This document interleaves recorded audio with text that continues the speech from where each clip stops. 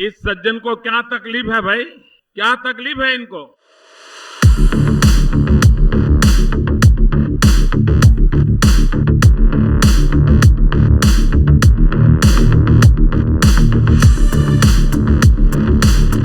हे guys, welcome back. कैसे हो सबके सब? तो इस बार का बजट सेशन जो है वो स्टार्ट हो चुका है एंड फाइनेंस बिल भी जो है वो फाइनली यहाँ पर सबमिट हो चुका है। अब इस बजट सेशन के अंदर सबसे पहले तो सबकी निगाह यही थी कि यार क्रिप्टो को लेके क्या थोड़ी सी कुछ राहत वगैरह मिलती है कि नहीं मिलती है। लेकिन देखेंगे तो राहत भी नहीं मिली एंड ऐसी भी कोई चीज़ नहीं हुई जहाँ पर अमेंडमेंट करके और स्ट्रिक्ट जो यहाँ पर टैक्सेस है वो यहाँ पर लगाए गए हों। लेकिन यहाँ पर एक चीज़ हुई जो काफ़ी इंपॉर्टेंट है, जिसको लेके आई एम सीइंग कम्युनिटी में काफ़ी लोग थोड़े पैनिक के अंदर हैं। वो ये है कि कुछ प्रोविजन को यहाँ पर ऐड किया गया, जहाँ पर अगर 1% TDS को आपने पे नहीं किया और आपको डिफ़ॉल्ट पाया जाता है तो आपको एक तो पेनल्टी पे करनी पड़ेगी, साथ में आपको 3 महीने से लेके यहाँ पर आपको 7 साल की जेल हो सकती है। अब इसको लेके कुछ लोगों के क्वेश्चंस हैं तो उसको मैं आंसर करने की कोशिश करूँगा। साथ में यहाँ पर FOMC की कल रात को मीटिंग भी थी, मतलब आज मॉर्निंग मान लीजिए, रात को 12:30 बजे थी, क्योंकि जहाँ पर वो इंटरेस्ट रेट का अनाउंसमेंट करने वाले थे एंड इस बार 25 बेसिस पॉइंट से उसको इंक्रीज किया है। तो उसके बाद हम थोड़े से बिटकॉइन के चार्ट जो हैं उसको भी यहाँ पर देखेंगे। तो सबसे पहले यहाँ पर हम बात करते हैं FOMC की मीटिंग की। तो कल अगर हम देखेंगे 12:30 बजे 25 बेसिस पॉइंट से इन्होंने इंटरेस्ट रेट को इंक्रीज़ किया, जितना यहाँ पर एक्सपेक्टेड था। मार्केट का अगर आप रिएक्शन देखेंगे, इतना कोई बड़ा मूवमेंट नहीं आया, थोड़ा सा प्राइस नीचे गई ऊपर गई, लेकिन मोस्टली यहाँ पर लिमिटेड थी। अगर हम यहाँ पर देखते हैं तो बिटकॉइन की प्राइस मोस्टली अभी भी 200 वीकली मूविंग एवरेज के नीचे ट्रेड कर रही है एंड एट मैक्स अगर थोड़ा सा जंप भी करी तो यहाँ पर $24,500-600 के अराउंड चली गई है। जो हम पहले भी बात कर चुके हैं कि बिटकॉइन के लिए एटलीस्ट वीकली में ये एरिया ब्रेक होना इंपॉर्टेंट है एंड आप खुद देख सकते हैं अभी करंटली जो हमने यहाँ पर ये ट्रेंड लाइन बनाई है कितना इंपॉर्टेंट तरीके से काम कर रही है, क्योंकि यहीं पर प्राइस है जो बार बार लिमिट हो रही है। तो इसलिए this is a very crucial zone. अगर यहाँ पर ब्रेक मतलब वीकली ओपन ऊपर की तरफ हो जाए ब्रेक करके, दैट्स बेटर। नहीं तो काफ़ी ज़्यादा अभी भी चांसेस यही हैं कि अगर हम ऐसे लिमिटेड यहाँ पर रहें तो हमको सिमिलर करेक्शन देखने को मिल सकता है, जैसा यहाँ पर हमको देखने को मिला था कि प्राइस थोड़ी सी यहाँ पर ऐसे मूव करे और फिर थोड़ा नीचे आए और फिर उसके बाद पॉसिबली यहाँ पर ऊपर चले जाए। बस जब ये करेक्शन आए तो नीचे नहीं चले जाए, नहीं तो सारी चीज़ें जो हैं यहाँ पर उल्टी हो जाएंगी। यानी उसकी पॉसिबिलिटी तब हो सकती है जब एकदम से कोई बहुत बड़ी नेगेटिव न्यूज़ जो है बेसिकली यहाँ पर आ जाए। एक और चीज़ थोड़ी सी मैं आपसे जो शेयर करना चाहूँगा कि करेंटली जिस जोन पे बिटकॉइन की प्राइस है ना, वो अगर आप देखोगे, मैंने ये ओपन किया monthly chart and monthly chart में अगर आप देखो ये है 50 मंथली मूविंग एवरेज।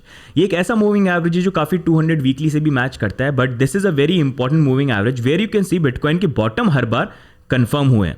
अगर आप देखोगे यहाँ पर 15 के टाइम पे जो बॉटम था वो भी यहाँ पर कंफर्म हुआ था, लास्ट जो बॉटम्स थे वो भी यहाँ पर कंफर्म हुए थे प्रीवियस बुल रन के। एंड इस बार अगर आप देखोगे for the first time bitcoin की हिस्ट्री के अंदर हम इस मूविंग एवरेज के नीचे हैं और इतने महीने तक रहे हैं, ऑलमोस्ट 1 2 3 4 5 और अभी 6ठे महीने में भी अभी तो नीचे ही है। तो इस बार इंपॉर्टेंट रहेगा कि ये जो मूविंग एवरेज ये ब्रेक करता है कि नहीं करता है। तो अब ये भी मैच कर जाएगा। आप देखोगे तो यहाँ पर जो हम बात कर रहे थे ट्रेंड लाइन 200 वीकली 50 मंथली सारे के सारे यहीं पर बैठे हुए हैं कलेश बन के।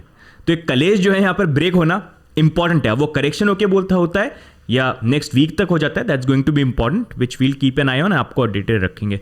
बाकी आप बताना क्या लगता है आपको, अगली वीक तक ब्रेक होने वाला है या लगता है कि नहीं भाई नीचे थोड़ा सा करेक्शन का लेवल हो सकता है पॉसिबली $18,000-19,000 तक एंड फिर बाउंस करके नेक्स्ट ब्रेक में, या लग रहा है कि वापस नीचे जा रहे हैं? बता देना कमेंट्स के अंदर एंड साथ में लाइक का बटन भी दबा देना, अभी तक दबाया नहीं है तो ठीक है। अब नेक्स्ट मूविंग ऑन हम यहाँ पर बात करते हैं क्रिप्टो टैक्स के बारे में।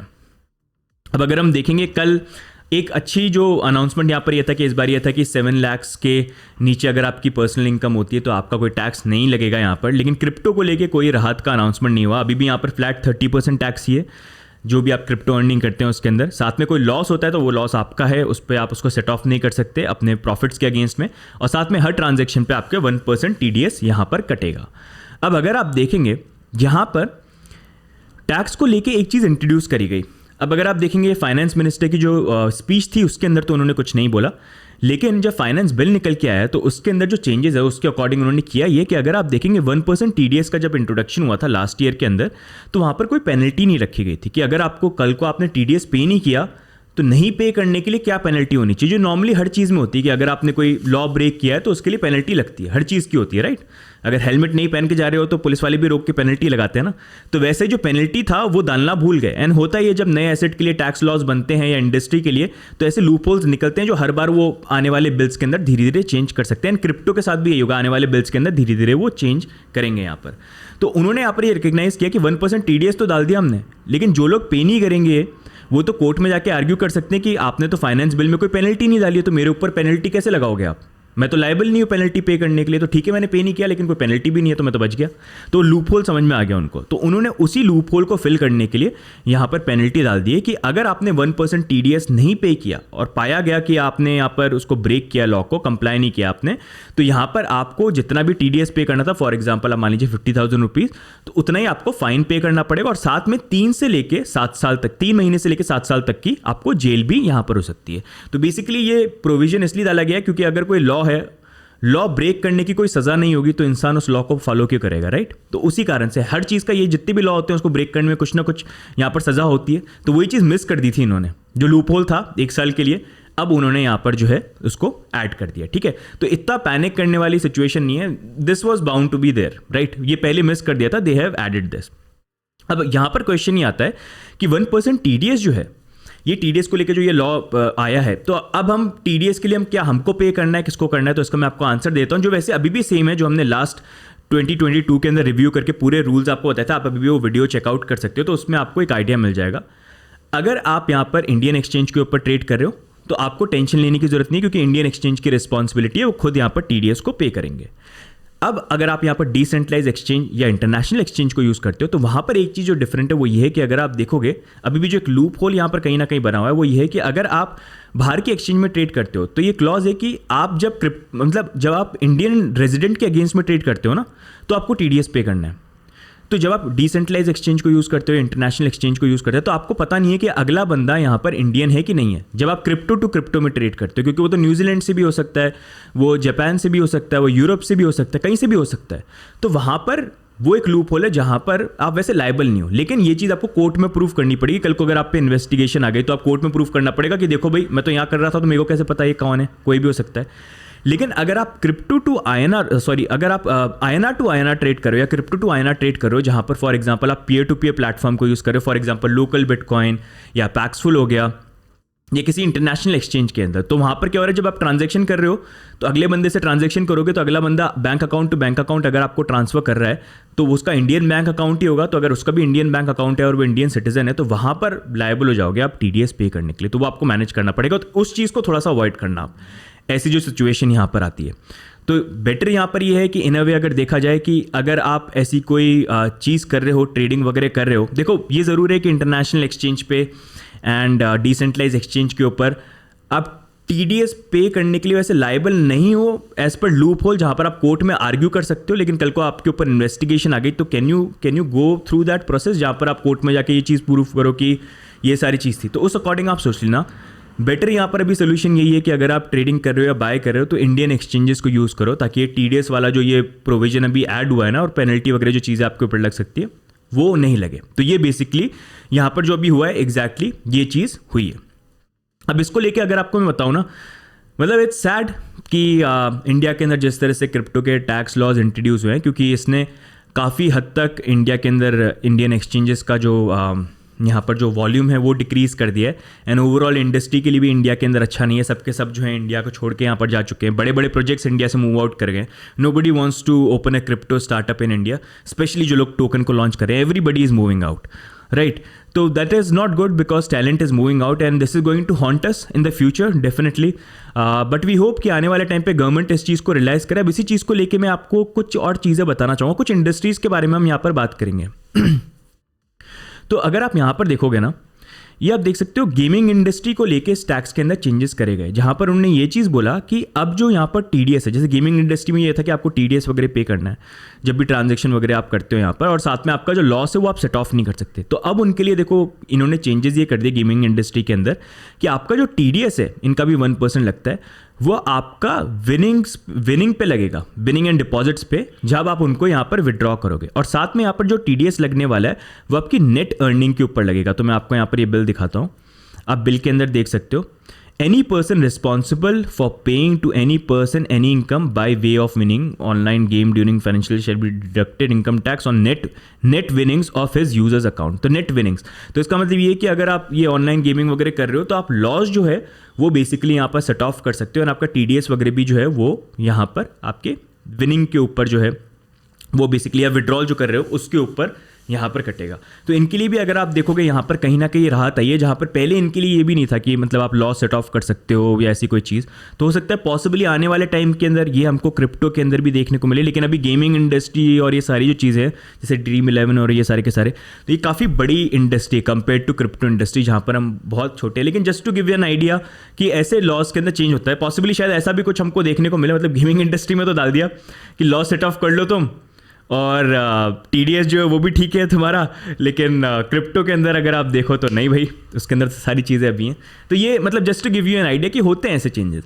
अब ऐसी अगर मैं आपको एक और चीज़ बताऊँ ना, अगर आप देखोगे ड्रोन्स, देखो ड्रोन्स के साथ क्या होता है, एक टाइम पे इंडिया के अंदर ना ड्रोन्स को बैन कर दिया था कि ये तो बेकार है, ये तो उड़ के कुछ भी हो जाएगा, कोई अटैक कर देगा, टेररिस्ट अटैक कर देगा, मिसयूज़ कर सकते हैं, कोई भी चीज़ हो सकती है, एक्सीडेंट हो जाएंगे, ये अच्छा नहीं है। तो हम डर गए इंडिया के अंदर, हमेशा से हमारी आदत है, नई टेक्नोलॉजी आती है भाई हम भग जाते हैं, दूर छुप जाते हैं जाके, हमको नहीं छेड़ना इसको, क्या चीज़ है, क्या आ गया ये, ऐसे ट्रीट करते हैं जैसे कोई एलियन आ गया हो, और जैसे सारी बुरी चीज़ हमारे साथ ही हो जाएगी। और हमने ड्रोन्स को इंडिया में बैन कर दिया कि नहीं यार, डिस्करेज करा गया, बैन किया गया, तो नई कंपनीज नहीं बनी, लोग जो थे वो बनाना चाहते थे, उनको वो क्या करें, कोई सपोर्ट ही नहीं मिला। अब यहाँ पर हुआ क्या, आप DJI देख लो, DJI कहाँ की कंपनी है, चाइना की कंपनी, देखो DJI कितना अच्छा कर रही है, उन्होंने ड्रोन्स का मतलब आज के डेट में मार्केट लीडर बन गए। बाकी कंपनीज जो है बड़ी बड़ी ड्रोन की कंपनी बन गई जो एक्चुअल ड्रोन बना रहे, जो आज के डेट में फार्मिंग में DJI ने निकाले, कौन सा एटम है, एटमॉस कॉन्सेप्ट मेरे को याद नहीं आ रहा है, तो उन्होंने निकाला एक बड़ा सारा जो आप फार्मिंग के अंदर यूज़र है, मतलब एडवांस टेक्नोलॉजी में चले गए, जो अच्छी चीज़ों में उनको यहाँ पर हेल्प कर रहे हैं। गलत काम नहीं हो उसके लिए लॉस लेके आ गए वो, ठीक है, लेकिन अच्छे कामों के लिए क्या क्या हो सकता है, उन्होंने इनकरेज करा, बड़ी इंडस्ट्री पूरी कैप्चर कर गई है सारी की सारी। अच्छे इंडिया कहाँ रह गया, हम वही पीछे रह गए। हम एम्प्लॉय ज़रूर कर रहे हैं उनके लिए, लोग जो है यहाँ से उनके लिए उसी कंपनी में हम एम्प्लॉय जरूर कर रहे हैं, उनको स्टाफिंग वगैरह ज़रूर यहाँ पर दे रहे हैं, लेकिन इंडिया से कोई कंपनी नहीं है ड्रोन की जो आज की डेट में वर्ल्ड लेवल पे ऊपर चले। हम फिर से नीचे निकल गए, जैसे हर बार टेक्नोलॉजी में यहाँ पर होता है। लेकिन अब जाके अगर आप देखोगे ये चीज़ इंडिया के अंदर चेंज हो रही है, जहाँ पर होता हमेशा ये है कि यार हम लेट हो जाते हैं चीज़ों के अंदर, और लेट होते हैं तो उसमें होता ही है कि बड़ी कंपनी ऑलरेडी सेटअप हो जाती है, और हम तब पहुँचते हैं जब एंड में सब कुछ ही ऑलरेडी मार्केट दूसरे लोगों ने कैप्चर कर लिया, और फिर हम बस स्टाफिंग करते रहते हैं, हम फॉलोअर हैं, हम लीडर नहीं बनते। ये एक प्रॉब्लम है जो चेंज होनी चाहिए। अब हो क्या रहा है यहाँ पर, अब ये बोला जा रहा है इस बार के फाइनेंस बिल के अंदर, जहाँ पर बजट सेशन के अंदर हमारी फाइनेंस मिनिस्टर ने बोला कि हम यहाँ पर एनकरेज कर रहे हैं कि इंडस्ट्री 4.2 एक तरह से वहाँ पर ड्रोन्स को लेके, कोडिंग को लेके, बाकी चीज़ों को लेके सिखाया जाए और उसको एनकरेज यहाँ पर करा जाए। तो this also gives an idea, and crypto के साथ भी पॉसिबली हमको आने वाले टाइम के अंदर ऐसी ही कोई चीज़ जो है वो भी देखने को मिल सकती है, आई होप। लेकिन आई होप वो इतना टाइम नहीं लग जाए कि जहाँ पर बाकी जो कंट्रीज़ है वो आगे निकल जाए। जैसे आज के टाइम पे ड्रोन्स को अगर आप देखोगे तो उसको लेके जो मार्केट है वो ऑलरेडी बाकी कंट्रीज़ जो है वो आगे निकल चुके हैं, लेकिन अब हम जो है हमारे पास मतलब बहुत वो सब हमसे रेस में आगे निकल चुके हैं। हम अब स्टार्ट कर रहे हैं भागना कि अच्छा टैलेंटेड लोग हैं इंडिया के अंदर जो ये ऐसी कंपनीज बना सकते हैं, लेकिन प्रॉब्लम ये है कि हमको टाइम पे सपोर्ट नहीं मिलता। और अगर आपको फ्लरिश करना है तो मार्केट में यार आप लीडर होने चाहिए, फर्स्ट होने चाहिए। जब सबको साथ में रेस करने का मौका मिल रहा है लेकिन आप भाग रहे हो, लेकिन आपके पैरों में जंजीर पहले ही बांध दी, बाकी सब तो आगे भाग जाएंगे, आप पीछे रह जाओगे, तो कैसे आगे बढ़ोगे। और खुली तब जब सबके सब आगे भाग गए तो आपके लिए कितना बड़ा गैप बन गया जहाँ पर आपको सारी चीज़ें करनी पड़ेंगी। तो वही गलती जो है यहाँ पर क्रिप्टो को लेके नहीं हो। ड्रोन्स को लेके मिसयूज़ हो सकते हैं, डेफिनेटली यार हो सकते हैं, लेकिन उसके लिए गवर्नमेंट का काम तो यही है ना कि कोई नई टेक्नोलॉजी आ रही है तो सिर्फ मिसयूज़ दिख रहे हैं, इसका मतलब ये नहीं कि उसको बैन कर दिया जाए। उन मिसयूज़ को रोकने के लिए जो लॉज हैं वो गवर्नमेंट के काम होता है, रिस्पॉन्सिबिलिटी तो लेके आना, और जो बेनिफिट्स है उसको देख के कि ये देश का कैसे भला हो, कैसे रेवेन्यू जनरेट कर सकते हैं, हम कैसे आगे बढ़ सकते हैं, हम बड़ी कंपनीज कैसे बना सकते हैं, वो फोकस होना चाहिए गवर्नमेंट का। तो वैसे ही ड्रोन्स के साथ भी होके रहता तो अच्छा रहता। एंड क्रिप्टो के साथ भी बहुत सारे डिसएडवांटेजेस हैं। ज़्यादातर क्रिप्टो ऐसे हैं जो एक्सपेरिमेंटल फेज में and they are going to fail, but investor protection के लिए भी एंड बाकी चीज़ों के लिए भी ज़रूरी है ना कि ये लॉज ऐसे आए ताकि जो गलत काम है या जो भी गलत चीज़ें हो सकती है उसको रोकने का या आइडेंटिफाई करने का कोई तरीका हो, और जो अच्छी चीज़ें हैं उसको इम्प्लीमेंट करने के लिए हमारे पास स्ट्रॉन्ग कैपेबल पूरा फाउंडेशन यहाँ पर बने, ताकि लोग बिल्ड करें, सारी चीज़ें करें, एंड फिर रेवेन्यू वगैरह हमारी कंट्री के लिए भी यहाँ पर बने, और हमारे यहाँ से भी ऐसी चीज़ें बने ना क्रिप्टो स्पेस में वेब 3.0 के अंदर आने वाले टाइम के अंदर जो कंपनीज और सारी चीज़ें बने, फिर ऐसा नहीं हो जाए फिर से वो बाहर की कंपनीज बन जाए और हम एंड में जाके आज से 5 या 10 साल बाद फिर बोलेंगे हाँ जब जंजीर खोल दी जाओ भागो, और हम भाग रहे हो तो ऑलरेडी निकल चुके 50 किलोमीटर आगे तो वैसा नहीं रह जाए। तो ये चीज़ें हमको भी, अगर हमको आगे बढ़ना है तो हमको भी मार्केट लीडर बनना पड़ेगा। ऐसे फॉलोअर बन के रहेंगे तो फिर हम लीडर नहीं बन पाएंगे, मतलब कभी भी वो फिर चीज़ नहीं है यहाँ पर रहेगी। तो गाइज आज के वीडियो में ओवरऑल यही अपडेट, बाकी what are your view points about the budget, about bitcoin and सारी चीज़ों को लेके do let me know. And I hope आपके जो कन्फ्यूजन थे यहाँ पर सारी चीज़ों को लेके, टैक्स को लेके, बिकॉज आई वाज सीइंग बहुत ज़्यादा पैनिक जो है यहाँ पर क्रिएट हो गया था। आई होप थोड़े से यहाँ पर क्लियर हो, नहीं हुआ तो क्वेश्चन डाल देना कॉमेंट्स के अंदर, ठीक है। एंड लाइक का बटन जो है वो दबा देना, सब्सक्राइब कर लेना। बाकी मिलेंगे हम नेक्स्ट अपडेट के अंदर, तब तक के लिए bye and take care, bye bye, see you.